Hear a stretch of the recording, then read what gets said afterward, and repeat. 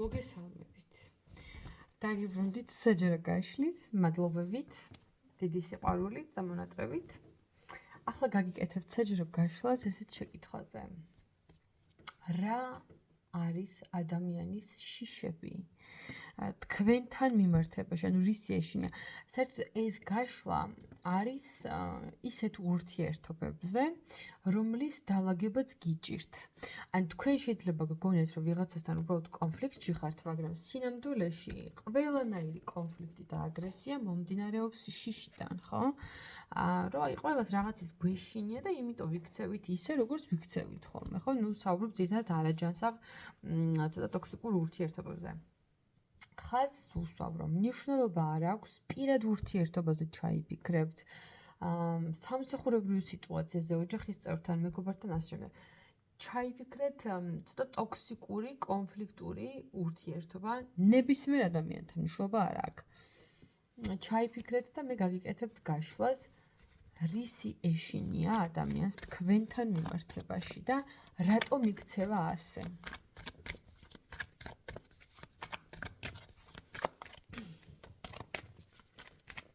პირველი ვარიანტი, რისი ეშინია და რატომ იქცევა ასე. მეორე ვარიანტი, რისი ეშინია და რატომ იქცევა ასე, როგორც იქცევა. ვარიანტებისთვის გავაკეთოთ პირველი ვარიანტი და მეორე ვარიანტი. ესე. პირველი და მეორე. ჩაიფიქრეთ ერთ-ერთი. რისი ეშინია და რატომ იქცევა ასე. პირველი ვარიანტი ვის ჩაიფიქრეთ, ლაზურიტი.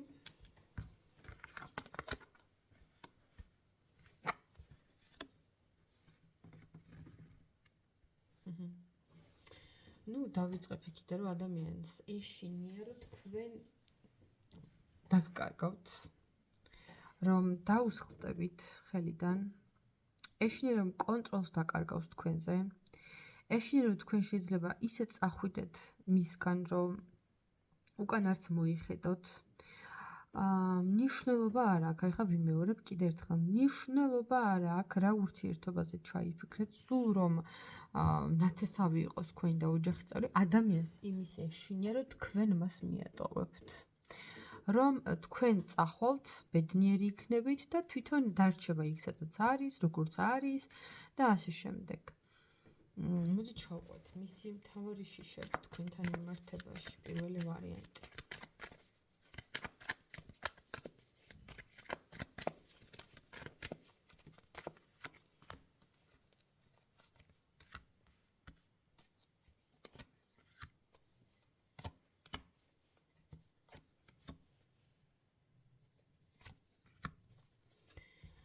ადამიანს ეშინია იგნორის, თქვენი იგნორის. ადამიანს ეშინია იმის, რომ თქვენ რაღაცებს დაგეგმავთ სამომავლოდ ისე, რომ ამ ადამიანს არ ეტყვით. ეშინია იმის, რომ თქვენ მას მთლიანად ჩაჭრით და ჩახსნით თქვენი ცხოვრებიდან, ჩაჭრით ემოციებს, რაც გაკავშირებდათ იმ ენერგეტიკულ მას, რაც თქვენ ორში არსებობდა, ხო? ადამიანს ეშინია, რომ გადაჭრით მასთან ურთიერთობას, დაუფიქრებლად, ძალიან ცივად, ძალიან ხისტად. ადამიანს ეშინია იმის, რომ თქვენ თავის ფასი არ ისწავლოთ შემთხვევით და არ უთხრათ ამ ადამიანს, რომ იცი რა, მოდი შენთვის, მე ჩემთვის. და კიდევ ერთხელ ვიმეორებ, მნიშვნელობა არ აქვს რა ურთიერთობაა. ადამიანს ეშინია იმის, რომ თქვენს გეგმებს, თქვენს მიზნებს, თქვენს მისწრაფებებს, ურთიერთობებზე და ასე შემდეგ, რომ ამ ადამიანს აღარ მოუყვებით. თუ არ მოუყვებით და თუ არ ეცოდინება, შესაბამისად ვერც გააკონტროლებს ხო თქვენ ცხოვრებას და აი კონტროლის დაკარგვის ეშინია თქვენზე, ეშინია რომ აი როგორც თევზი შეიძლება რომ გაგისხდეს ხელიდან სწრაფად, აი ასეთად აღიქვამთ და მოდი მე მინდა ვიკითხო, საერთოდ ძალიან ეშინია ამ ადამიანს, რომ თქვენ არ გაცივდეთ ემოციურად და არ დისტანცირდეთ. ეხლა როგორ აღიქვამთ ეს ადამიანი ურთიერთობაში? ეხლა როგორ აღიქვამთ?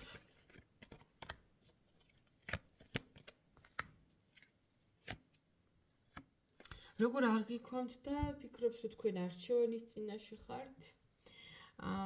რომ ჯერ გადაწყვეტილების მიღების პროცესში ხართ? აღიქვამთ როგორც ძალიან აქტიურ, დინამიურ ადამიანად, რომელიც მუდმივად მოძრაობაშია, მუდმივად მოქმედებს, მუდმივად სიახლეებშია.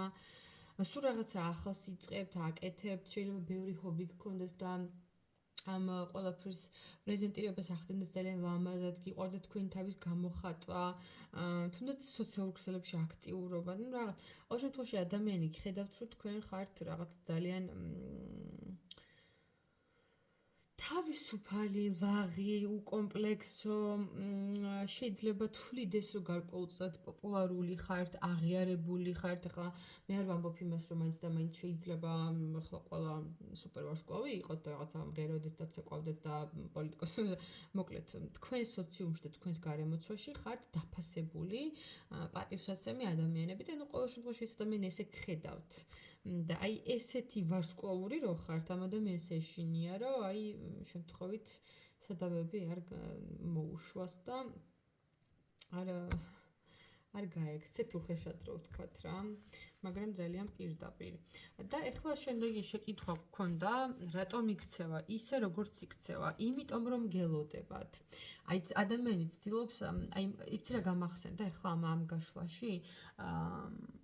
აი манипуляტორი მშობლები რო არიან და შვილი რო რაღაც თავის ცხოვრებით რო იწყებს ცხოვრებას დამოუკიდებლად და მშობელი რო თავს იკატუნებს, რომ აი წინება მამიწი, აი გული გამიხდა, ცუდად აი თავი ამტკივდა, აი კველი ამტკივდა, ფეხი, ყური, თმა, რაღაცა მეზობელი მოკვდა, რაღაცა ქმრის ბიძაშვილის მამიდის ძაღლის ყოფილი პატრონი არის ცუდად და შენ უნდა წამიყვანო და აი რაღაცა მიზეზებს რო იგონებენ ადამიანები, რომ თავი შეგაცოდონ და აი ამ შეცოდებით რო იმანიპულირონ და შენი დრო დაგათმობინონ ამ ადამიანებისთვის. აი ერთი ეს ვარიანტი შეიძლება იყოს, ან კიდე თუ ეს არის პარტნიორულ ურთიერთობაზე, მაშინ ადამიანი ელოდება თქვენგან ნაბიჯს. არის ლოდინის პროცესში, რომ აი თავს იკატუნებს, რომ მე ხა ისეთ სიტუაციაში ვარ, რომ ვერ მოვა შენამდე, შენ უნდა მოხვიდე, შენ უნდა მომხედო, შენ უნდა მომიარო და შენ უნდა შეგეცოდო. ნახე რა ცუდ მდგომარეობაში ვარ. აი ამის დემონსტრირებას ცდილობს ადამიანი. ხო რაღაცა ესეც ამბობს, კარგი. რაღაცა აი ყურადღების მიქცევა რო უნდა რა. რატო იქცევი ისე როგორც იქცევი?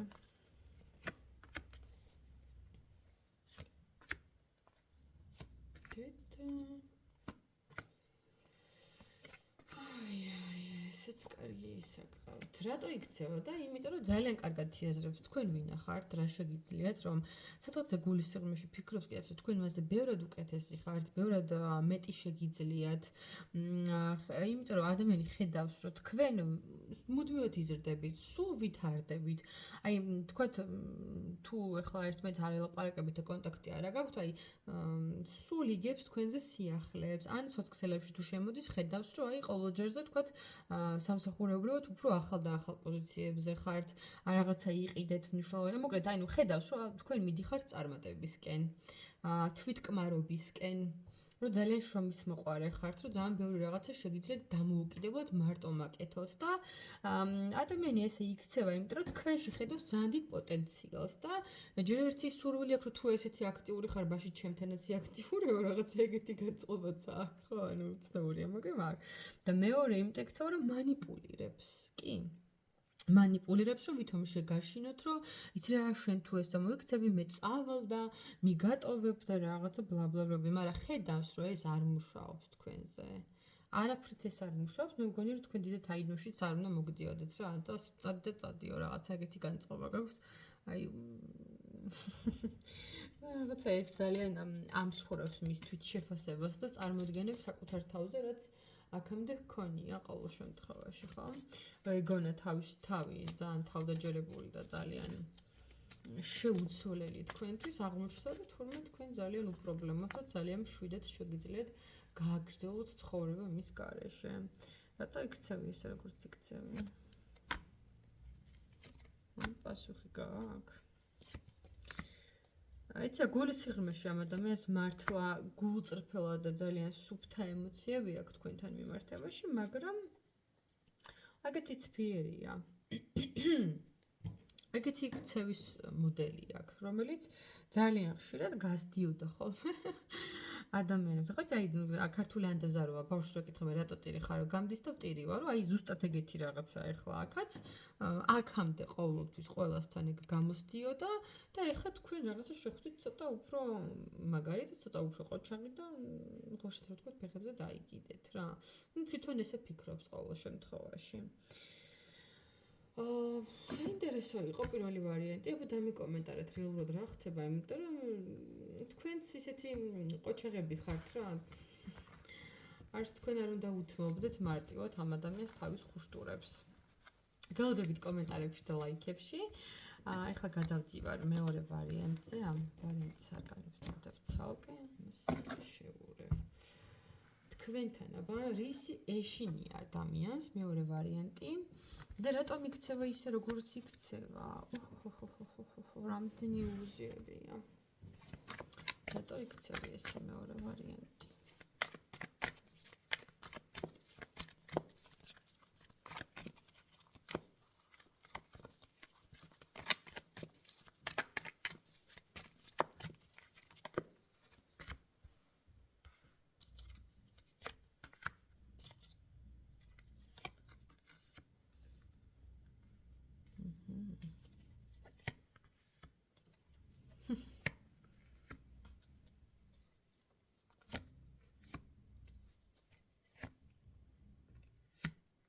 კარგი, გავიგე. ნუ ჯერ დავიწყოთ იქიდან, რომ ადამიანი ესე გაუგებრად და ესე გაურკვევლად, იმიტომ იქცევდა ხოლმე, რომ ძალიან ბევრი ილუზია და სტერეოტიპული წარმოდგენები ქონდა თქვენზე. ნუ რაღაცა თავისი აზრები გააჩნდა, რომელიც თქვენზე ჩამოუყალიბდა, ნუ რაღაცა შთაბეჭდილებებიდან გამომდინარე. და ეგონა, რომ თქვენ შეიძლებოდა ყოფილიყავით ესეთი და ესეთი, იმიტომ რომ და რაღაცები თავის თავში შეთხზა. და აი ამ რაღაცეებით და მე თქვენი ქცევებით რაღაცები ვეღარ ჩასვა ერთმანეთში, ვეღარ დაალაგო, რომ აი როგორ შეიძლება რომ ადამიანი თქვათ ესეთი მეგონოს და მე ესე მოიქცეს. ანუ იმის თქმა მინდა რომ არასწორი წარმოდგენები ქონდა თქვენზე, ანუ თვითონ თავისი ილუზიებით წარმოგიდგინათ რაღაც გარკვეული ხასიათით და რეალურად თქვენ სრულად სხვანაირად მოიქეცით. და ადამიანი არის ძალიან დაბნეული. ანუ ვერ იგებს თქვენთან რანაირად იურთიერთობებს, იმიტომ რომ თქვენ შეიძლება ძალიან მრავალფეროვანი და ძალიან ცვალებადი ხასიათის ხალხიც იყოთ, ეგეც არ არის გამორიცხული. ეს ერთი და თუ ეს ეხება პარტნიორულ ურთიერთობებს, შეიძლება ეგრე იქცეოდა ადამიანი, იმიტომ რომ თქვენს გარდა სხვა არჩევანიც ჰქონდა თავიდან, როცა ურთიერთობები დაიწყეს და რაღაცა ერთ-ერთი ვარიანტი იყავით მისთვის.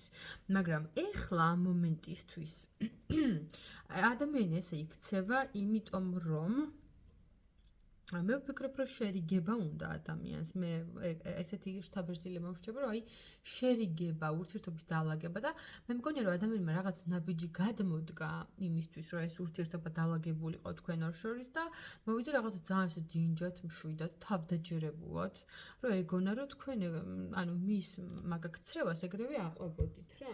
იმიტომ რომ ძალიან დარწმუნებული იყო იმაში, რომ შერიგება თქვენს გინდოდათ და ამ ურთიერთობის მოგვარება და დაალაგება, მაგრამ რაღაცა თქვენ მგონია, რომ ცოტა ცივად დაუხვდით და შეახსენეთ, რომ წარსულში დატოვეთ ეს ადამიანი, საერთოდ მგონია შეიძლება ძალიან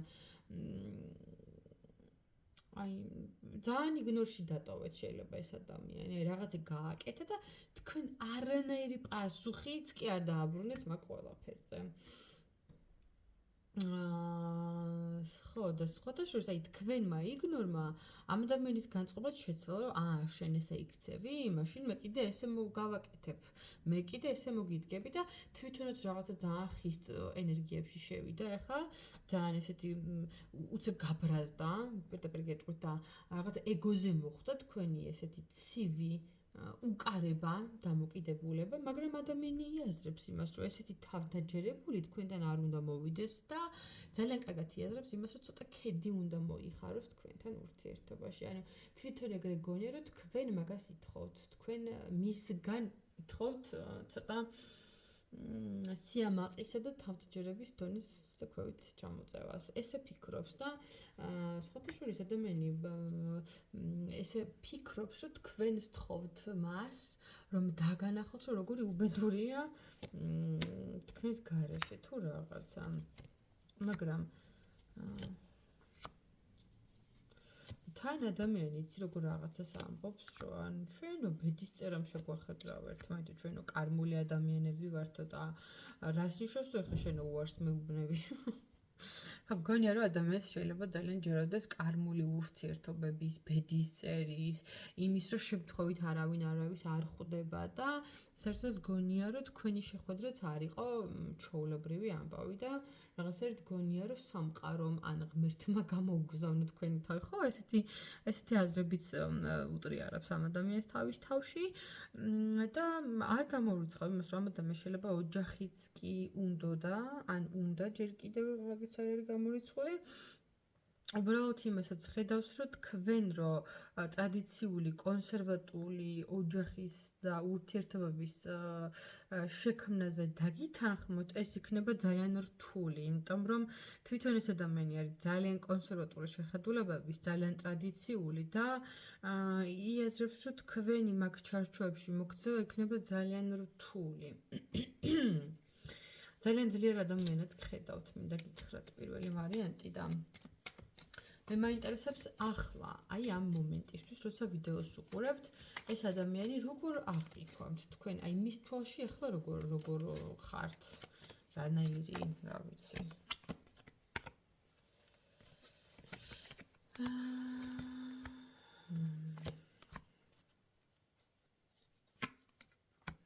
აი არ გამორიცხავ, მას შეიძლება ასაკობრივი სხვაობაც იყოს თქვენ ორში.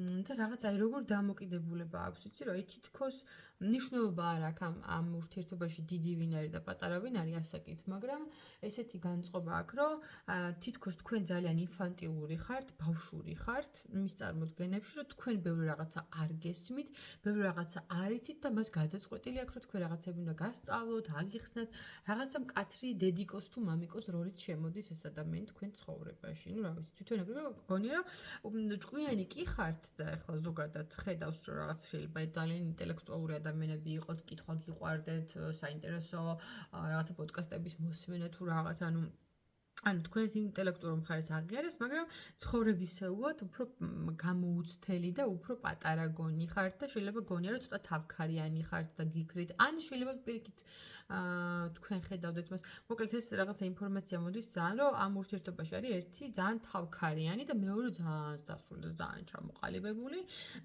მაგრამ რაც არ უნდა იყოს, ამ ადამიანს თქვენ ძალიან მოწონხართ ესეთი როგორიც ხართ, უბრალოდ აი აქვს იმის სურვილი, რომ რაღაცები მიგითითოთ, გასწავლოთ, აგიხსნათ, ანუ რაღაცა ცოტა თლად ზრდასრულ ურთიერთობებს არ უნდა გავდეს ეს მიდგომა, მაგრამ ნუ ეხლა ყველას თავისი გემოვნება აქვს, ყველას თავისი მისწრაფებები აქვს, მაგრამ თვითონ შემოდის როგორც რაღაცა ის მშობელი ურთიერთობაში, ნუ თვითონ ეგრე გადაუწყვეტია და ახლა თქვენ აყვებით თუ არა ამ ყველაფერში, აკეთო თქვენი გადაწყვეტია. რატო იქცევა ეს ადამიანი ისე როგორც იქცევა? ეს იყო ყველაზე ეს მნიშვნელოვანი იქცევა, ხო, ეს იყო მის შიშები და რატო იქცევა ის როგორც იქცევა? ჯერ ერთი დავიწყოთ კიდევ თასების ტუზე. ადამიანს აქვს ძალიან დიდი ემოციები თქვენთან მიმართებაში, სიყვარული პირდაპირ მნიშვნელობით, ოკეი? რატო იქცევა ადამიანს როგორც იქცევა? ой, გადამიყირავდი.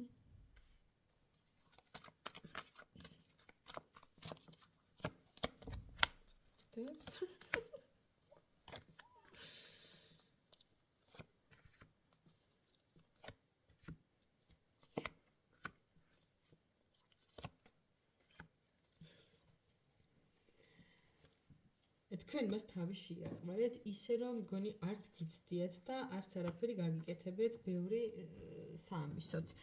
ადამიანი ესე იქცევა, იმიტომ რომ თვითონ თავის თავს აღიქვამს ძალიან ზრდასრულ, ჩამოყალიბებულ, შემდგარ პიროვნებად და იძახის რომ იცი რა, მე ხა ვერ დავიწყებო ხა წინა უკან სირბილსო და ისეთი ტონით შემოდის, რომ ანუ თუ გინდა კი ბატონო, მაგრამ უარი რომ ცუთხით ეს თქვენს უარს არ მოითმენს თუ როგორ თქვა სწორად. არ მიიღებს თქვენს უარს. იმიტომ რომ ძალიან თავდაჯერებულია და ძალიან პრინციპულად მნიშვნელოვანია ამ ადამიანისთვის, რომ თქვენი ურთიერთობა შედგეს და გამოვიდეს. ანუ ძალიან დიდი мотиваცია აქვს, რომ თქვენ მასთან ერთად ურთიერთობაში აღმოჩნდეთ და მისი мотиваციის წყარო ერთი რომ თქვენი პიროვნება, რომელსაც ესე მარტივად ვერ მოიხელთა ვერასდროს და მეორე არის ის ძალიან დიდი სექსუალური ვნება და მიზიდულობა, რაც მას თქვენთან მიმართებაში გააჩნია.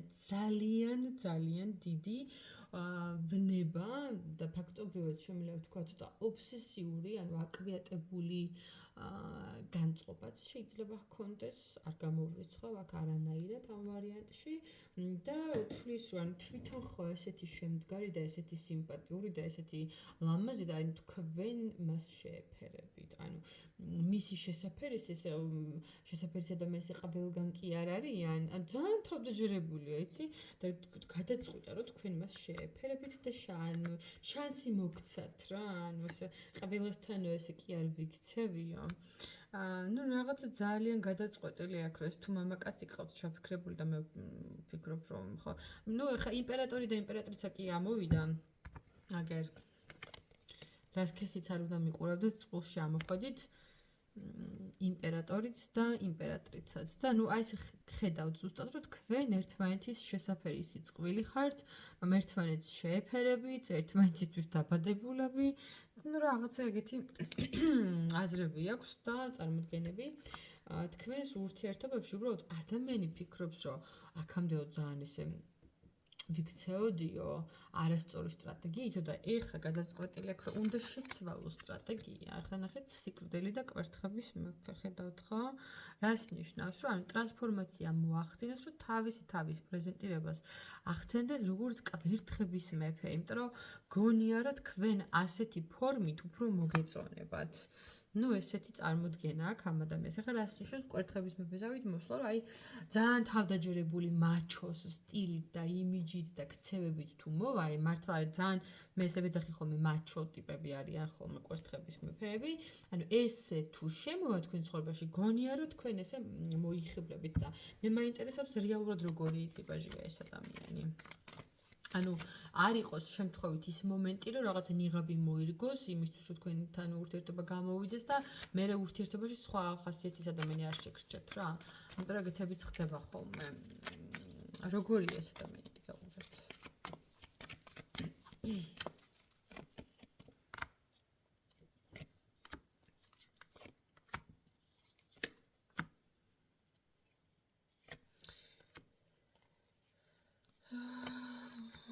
სიმთვრეში ადამიანი არის ძალიან ორიენტირებული ურთიერთობებზე, რომანტიკაზეც საკმაოდ ეჭვიანი ბუნების ადამიანიც უნდა იყოს წესით და რიგით ძალიან ესე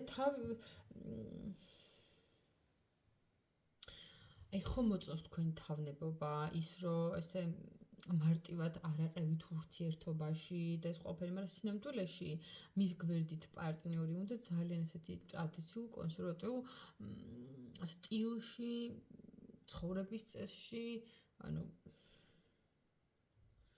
თუმცა სიყვარულის გამო გარკვეულწილად კომპრომისებზე შეიძლება რომ წავიდეს ეს ადამიანი.